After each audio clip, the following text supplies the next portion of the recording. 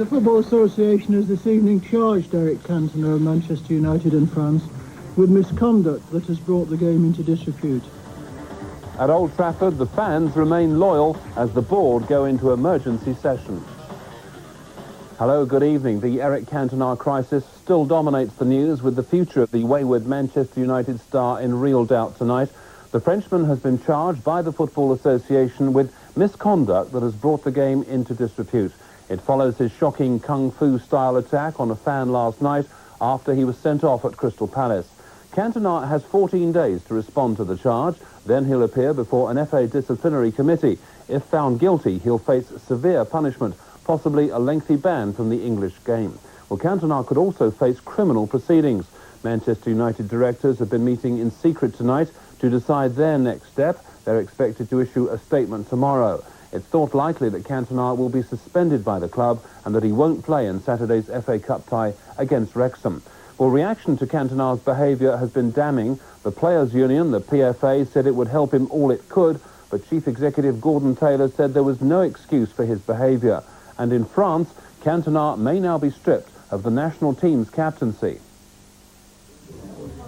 The FA have surprised no one by charging Eric Cantona with bringing the game into disrepute, and it's clear he's likely to face a long suspension from football.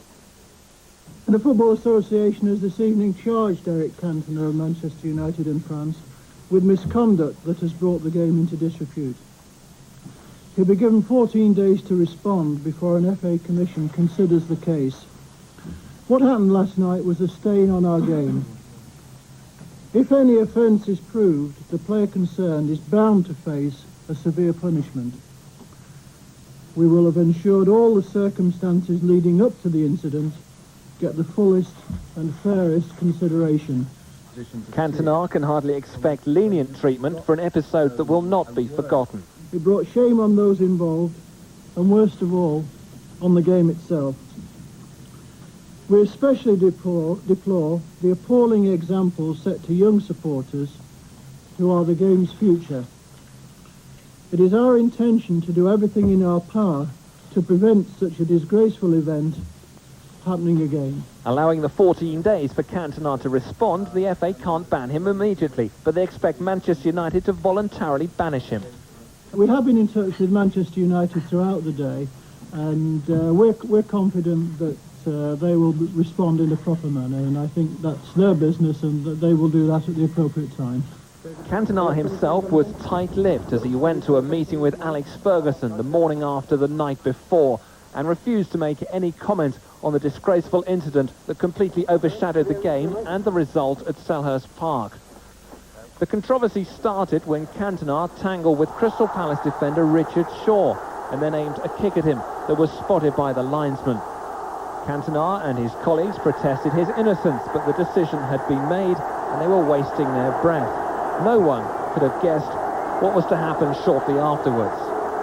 Cantona's red card would have made the morning headlines anyway, until the flying kung fu kick aimed at a Palace fan as he was trudging towards the tunnel. The ugly scenes, unprecedented in this country. Cantona's notorious short fuse that lit the blue touch paper, and he exploded in a ball of uncontained rage. It only took a few seconds, but it'll take a lifetime to live down. It's presented United manager Alex Ferguson with a major problem. His team has long held a reputation for an aggressive attitude on the pitch. He went to speak to referee Alan Wilkie after the game to get his views on the situation. But judging from his expression as he left the brief meeting, he hadn't liked anything he had heard. Ferguson decided not to give his own opinions on the appalling incident as he climbed aboard the United team bus, which carried the players away from the scene of the humiliation. It now remains to be seen what the future holds for Eric Cantona, a star who is the envy of the footballing world, but will surely now be made an example of. Julian Waters, Sky Sports. Throughout the day, Manchester United have remained largely silent, but the club solicitor, Maurice Watkins, did say that they were very concerned about the matter. Manager Alex Ferguson summoned Cantona and Paul Ince to a meeting at the club's training ground this morning. And all day long, a steady stream of fans have trekked to Old Trafford. It was symbolic that alarm bells rang out at Old Trafford the morning after the night before. Greater Manchester's fire brigade turned up for good measure, but it proved to be a false alarm, which is more than can be said about Eric Cantona's situation. United fans turned up at the Theatre of Dreams, still in a state of shock over the nightmare at Selhurst Park. I was stunned by it because, well, he's been paid that amount of money to lose his rag at that sort of point. Well, it's not right, really. It's not the sort of Manchester United ideal. They've got to handle it. We all know what spectators can be like, and as such, I do feel that footballers have to rise above it. What's the big deal this one, Eric? You think he should be given another chance? Because it's Cantona, they're making a big deal. You know, that's all it is, isn't it? Some went to expensive lengths to demonstrate their support, and whilst not condoning his behaviour, one former United defender who was at the match sympathised with Eric Cantona. They got abused last night by one or two of the Crystal Palace players, and I mean, when he gets sent off, I didn't think he deserved to get sent off. I thought it was a bit unfair the sending off, but then again, he's Eric Cantona, and people love to see Eric getting sent off, and referees love to send Eric get sent off, because when Eric had that wee sort of kick out at the fellow without touching him, the place went crazy. So they decided to send Eric off, and then he had that walk to make. And it's all saying that Eric brought the game into disrepute, but what about the fan that's run from the fourth seat in the front row and had to go at Eric, and they were throwing everything at him? Where was the security?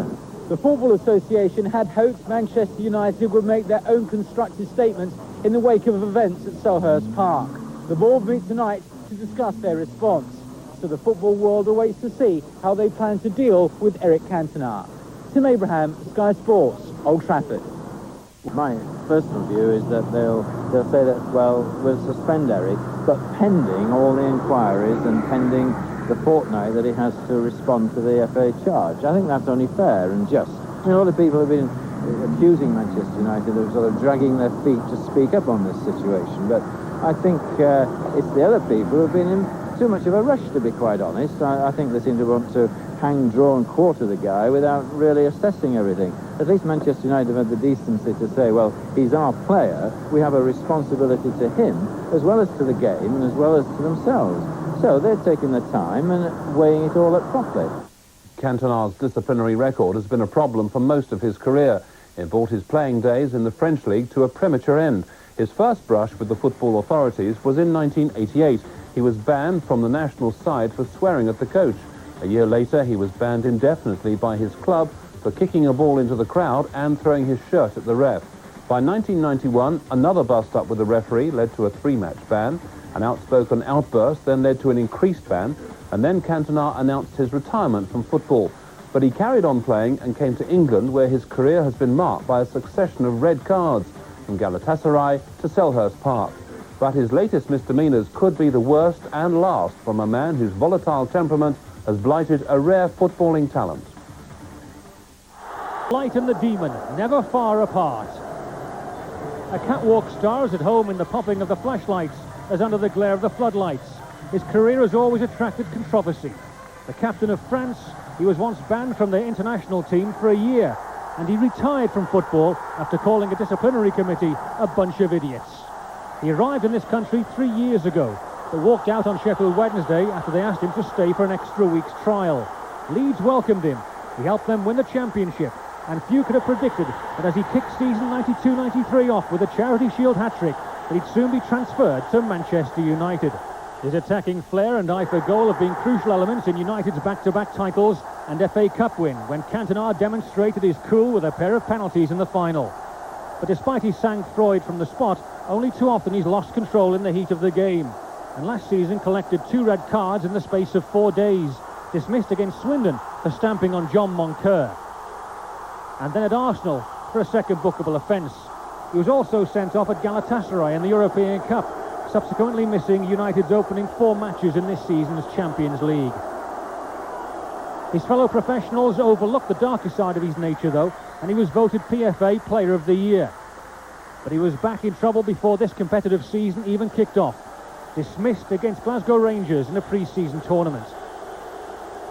But when he has played, he's again been instrumental in Manchester United's continuing pursuit of honours. Cantona looks for the chip! Oh, exquisitely done!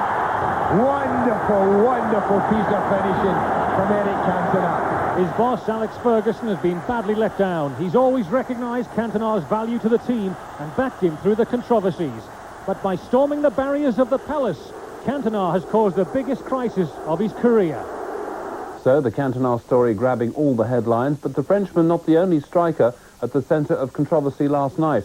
At Villa Park, Spurs' Jurgen Klinsmann was stretchered off after a collision with Mark Bosnich, the Villa keeper, fortunate not to be red-carded. And Stan Collymore escaped with just a yellow card after an altercation with Chelsea's Frank Sinclair. Forest Stan Collymore was lucky not to be sent off after a spectacular flare-up with Chelsea's Frank Sinclair. Referee Martin Bottenham decided that the yellow card was sufficient punishment. Players, though, have been sent off for less this season. Even more galling as far as Chelsea were concerned, Stan the Man made the most of his reprieve by scoring both Forest goals. The first on 33 minutes, and the second coming on 53. Brian Roy's low cross, not met by the cleanest finish of the night, but it still did the job. And at Villa Park, Dean Saunders scored the only goal of the game, but there was controversy at the other end, involving Tottenham striker Jurgen Klinsmann, who was poleaxed by Villa goalkeeper Mark Bosnich. The man in the middle, Robbie Hart, decided to take no action against Bosnich. Despite taking a very heavy blow, Spurs say Klinsmann could well be fit for Sunday's FA Cup tie at Sunderland.